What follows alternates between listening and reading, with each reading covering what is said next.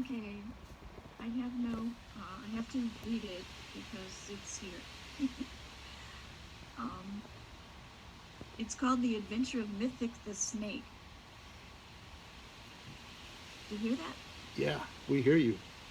Oh, Yep, good. just the video's not on. Oh, I don't need the video on.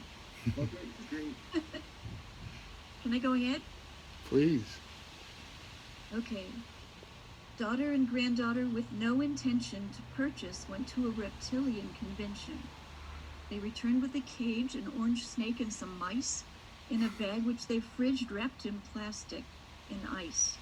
They named the snake Mythic, and he was quite small. There was fresh water, sand, and one defrosted mouse. His glass house, secured by big clips, was quite tall. Still, my eyes wandered round to the cats in the house. And then came the news that there was a pandemic, which President Trump said was only the flu. So just as I pondered the weirdness of that, my granddaughter came to me holding a cat, saying Mythic is now eating too. Oh, how the anxiety grew with the news, the 6 feet apart thing, Trump's all about me. It seemed that this country was split between views, the masked and the unmasked, the meaning of free. Therefore, lost in the politics, protests, and shit, I missed the announcement when Mythic ate 3. The day came when family said Mythic ate 4. I'd been online trumping about broken laws. I was dragged away mourning my words to the cause. To the Mythic I'd known as a bit of a twig, but I stood there astonished, for Mythic was big. And the horrors went on in the news day by day, till it seemed like our country'd been hit with a curse. Next, my family came in and made everything worse. They tensely informed me that something was wrong, that Mythic was not in his cage. He was gone.